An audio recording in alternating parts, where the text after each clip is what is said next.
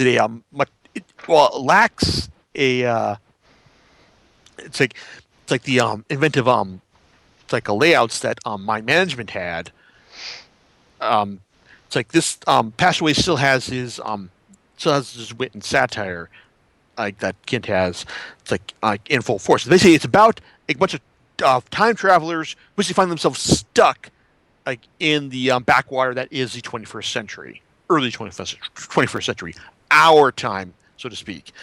So you've got like a hero who's kind of like a total positive dude bro take on Cyclops, which is like it was funny, amusing enough as it is. It's like and other like and the other team members who was like the cyborg, no, the android who has a falling out with their dude bro Cyclops leader. It's like their total like their tough girl team member who's out to take who was like kind of the strong woman for the entire team. It's like their scientist who like offers the like the perspectives on like 21st century living from a 31st century perspective. It's like and their team psychiatrist who is really kind of useless for the most part.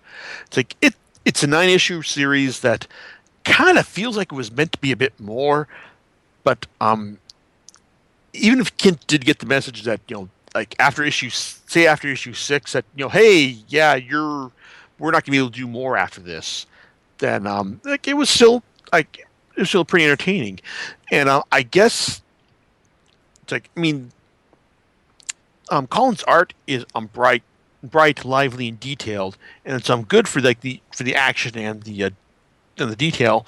Kindt doesn't do as much like inventiveness with the like with the comics form, it's like as he does in My Management, but hey, he's not writing it as well, so doesn't have complete authoritative control over the form.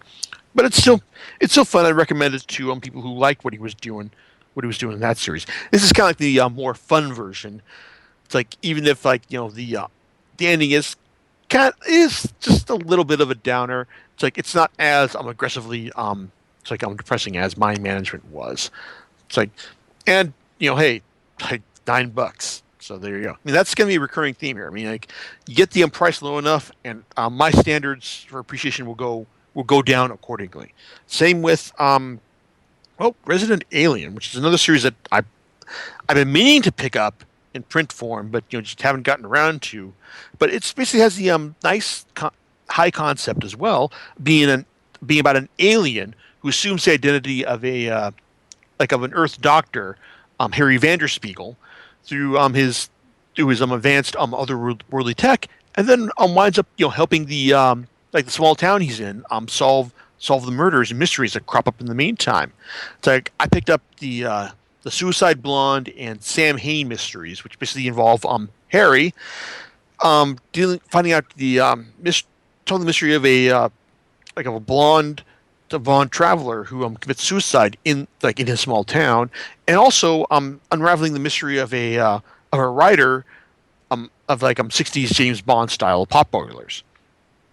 These are both fun, entertaining mysteries, and if anyone has long enough memories to remember what I wrote about the first series, it's not something that would make a good movie, but it would make or feature film as it is. It would make a good TV movie, kind of like if anyone remembers the kind of science fiction genre stuff we got on Fox back in the '90s. That like with the Alienation TV movies, just like hey, got this alien guy solving crimes in a small town. It's like hey, that'd be a good evening's fun right there. So that, and I've heard that they are working to make some kind of series out of out of these books. So yeah, it's like I found myself thoroughly enjoy it. Looking forward to that kind of prospect. Now, God knows that I've got other stuff from other companies. I mean, then there's Wraith, which is a miniseries from Joe Hill, creator of Lock and Key, and Charles Paul Wilson III. Now, Wraith is a not quite I don't want to say pseudo sequel. It's kind of a spin off to his novel Nosferatu. That basically has another group of people being whisked away to the malicious fantasy park known as Christmas Land by the sinister driver Charlie Manx. Only this time it involves like a like a grieving father who beat the shit out of the doctor who let his son die because he didn't have the proper insurance, and it's like and the no good people he was riding with in the it's like it's like it's like in the police in the federal transport car to the prison. So it's it's a fun creepy supernatural story that if nothing else really does make you want to go and read the original story that it's based on, and like it's an 8 issue story, but it also Hill does something really clever with the structure in the sense that the the fir- the core the middle 6 issues, like say issues 2 through 7, are obviously the core story of people the main characters trying to survive Christmas Land, but the first and last issues are the story of Charlie Manx and how he became the driver for Christmas Land. And the final issue is, well, it's the story of the guy who made Charlie Manx the man he is today. And that was kind of clever because I was reading this and I was thinking, why don't these these grifters get their own story as well? But hey, it turns out like Hill was reading my mind right there. So good stuff right there. Like I said, I haven't read Wraith. I haven't read Nosferatu, but I do want to read it now. So yeah, so go read Wraith. It's great stuff, and I'd say it's worth the full digital price, or even full print price. It's like if you're willing to go that far. Something that I'm kind of glad I picked up for the price it was something else, and that was the We Stand on Guard by Brian Vaughan and Steve Skroce. Now, hey, a new series from creator of Y the Last Man, Ex Machina, and Saga that I only was willing to plunk down $6 for. Well, that turned out to be the smart thing. As well, here's the thing: Vaughn has a ongoing predisposition, showing the futility of war, like in his works through Ex Machina, through the Pride of Baghdad, where he basically had the Iraqi citizens like as zoo beasts, as a pride of lions, like as an extended metaphor, and then they get shot at the end by the American citizen, by the American army, because hey, it's like they figured, hey, it's like it's a metaphor, it's like, hey, they had to die, but they died free and all. Yeah, oh well. Anyway, We Stand on Guard is basically Vaughn stripping away any kind of like metaphor and basically saying, hey, you know what? Maybe my audience would get it more if all the people involved in this fight were white. Because, well, he hits upon the not genius idea of a war between America and Canada. Now, anyone who's seen South Park, Bigger, Longer, and Uncut, has probably been poisoned to the idea of taking a war between America and Canada completely seriously. And I gotta admit, I'm one of those too. I mean, it's like even you got Scroce doing some great action art with the giant mechs and the futuristic tech that he's able to cook up here. It's like the idea of just hey, America fighting Canada. It's like it's actually just more silly than anything else, especially when you you just Vaughn just can't he has trouble finding any real new tacks to take on this. I mean, yeah, there's some interesting bits, like the real reason that America is fighting Canada, it's for the water, and also the future of like interrogation. Hey, we're gonna get your we're gonna create a VR interpretation of your dad to threaten you with raping you for the rest of your life. That stuff is interesting and kind of really goddamn creepy, but there's not enough of it in the series to really make you go, it's like, hey, it's like to get you away from the fact that like its core message is like, hey, war is terrible, it's kind of fucked up, and we shouldn't do it. And like, hey, like that the morality of like trying to find who's right and who's wrong in this situation. Well, it's like it's really kind of fucked up as well. But I don't know. Vaughan just can't find a new angle to really get me to go, hey, like this is bad. We should do something different. And it's just like the same message over and over again, but with giant mechs this time. I'm glad I got this for $6. Now, one thing I did pick up. Well, I guess I should probably focus on wrapping this up real quick.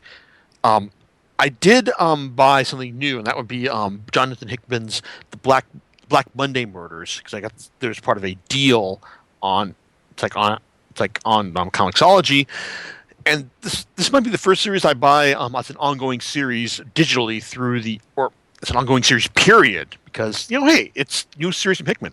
Each issue is like 56 pages. Hey, I can even for $5, that's a nice deal right there. And it's a good thing that this is 56 pages, because it's like if these issues had been split up into two parts, I may not have been so generous, may not have been so appreciative of it, because it's basically all about the idea that what if all the like the financial institutions who are running controlling our existence are basically secret schools of magic. It's like it's like and they're just like they've just been like running our lives like for the last several hundred years. So we come into the series like as one of their heads has been murdered. It's like and one of their and a prodigal daughter has been brought in to help like shore up what he was running. But we've also got a detective who also has his own brand of magic, and it's like and he's also got his own thoughts on how on he's got his own insights into what maybe be happening here, or it's like his own the way he's brought into this may be it's like a way that forces actual change into these organizations or tragedy. We'll see, but it's worth pointing out that while all the characters in the main leaders of these financial institutions are white, our detective character, who is proving to be the disruptive force here, is black. So make what you will of this. So there you go. It's like I'll be picking this up, and I'm glad that Hickman is doing a extra large format for this series with art from Tom Coker, which is like appropriately gritty for the situation. And to wrap this up, well, I want to talk about the one series I've so far rebought on digital, and that's yes, rebought. It's like God knows I don't want to pay twice for the same comics unless there is significant content in the single issue forms, like there is for Kieron Gillen and Jim McKelvey's Phonogram. Now, I know I've written about this both series. Or I should have talked about this a while ago.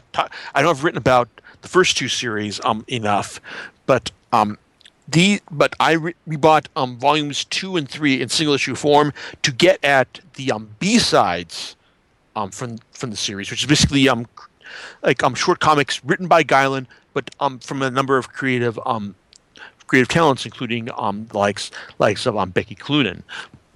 And and it was absolutely worth it, because not only were the B sides pretty informative, and helped to further expand the world of Phonogram, but they also both series had extended editorials from Gillen. I mean, I liked Volume 2's editorials better because he had a lot more space to run with them, but if you've only read the trade paperbacks like I have, it's like I'd recommend going back and rebuying these, once there's a sale on. In fact, I'm actually going to have to go back and rebuy the original series once there's another sale on, in order to get the bonus content from Volume 1. Because it turns out, hey, there was bonus content in Volume 1 as well, not just Volumes 2 and 3. So there you go. That's all the crap that's on my Kindle, and that's not even everything. It's like I could honestly do another podcast about this, but it's like I'll admit that just like, hey, doing a podcast called "What's on My Kindle," it's like does seem like a bit self-aggrandizing, even if someone does his own podcast. But still, hey, it's like at this point, digital is the way of the future, and especially but especially when digital offers like sales on a weekly basis through a specific site. God knows I'd probably be buying a lot more stuff, print stuff on sale. Amazon was running its own sales like that, but they don't. So they just run their sales through through Comixology, and God knows like there's gonna be a lot more stuff here as well. So and man, it's like I've got so much more stuff to read here in it's like in print and on digital. That well, it's like I'm set for for the rest of the month, if nothing else. John, I know this really isn't your it's like area of expertise after all I've talked about, but any random thoughts about all this? So we can expect a what's on my Kindle 2 in the future. uh, I still feel bad about calling it this, but but God knows if we run to a slow week where I can't think of anything else to do, but so yeah, like fear it for the future, I guess. Well, actually, so the other question would be like or would be is what you mentioned one title is like, hey, that's pretty good. Now, would you ever consider getting something in print format if it was that good and you just wanted to shelve it? You're like, wait, okay, I bought this for $5 or whatever, but you know what? I'd love to have a copy on my shelf. It would have to follow the I guess what is the phrase? What would be the phrasing for this? The converse of what I said for Phonogram. Basically, like I rebought Phonogram in digitally because the single issues had extra content. Oh yeah, right. If the print version had a similar extra content, well, actually, that's kind of one thing I've been that's keeping me from buying James Robinson and Greg Hinkle's Airboy miniseries. So I've heard that they ran into a lot of trouble with with accusations of transphobia in the print issues. So I would but I've heard that they've gone and done some revisions for the print version. So I guess that's something I don't know if they've gone and re-edited the digital versions for that, but I'd probably save up and get the digital version of the hardcover to see what they've done for the revisions they've done for that. So that's the only exception I can think of off the top of my head. Otherwise, you need some kind of like exclusive, like single volume content to get me to rebuy it. So yeah, so it'd have to have something that would make it worth it for you to do it. Absolutely. Essentially what you're saying. Okay, cool. Well, all right. Do you know what we can talk about next week?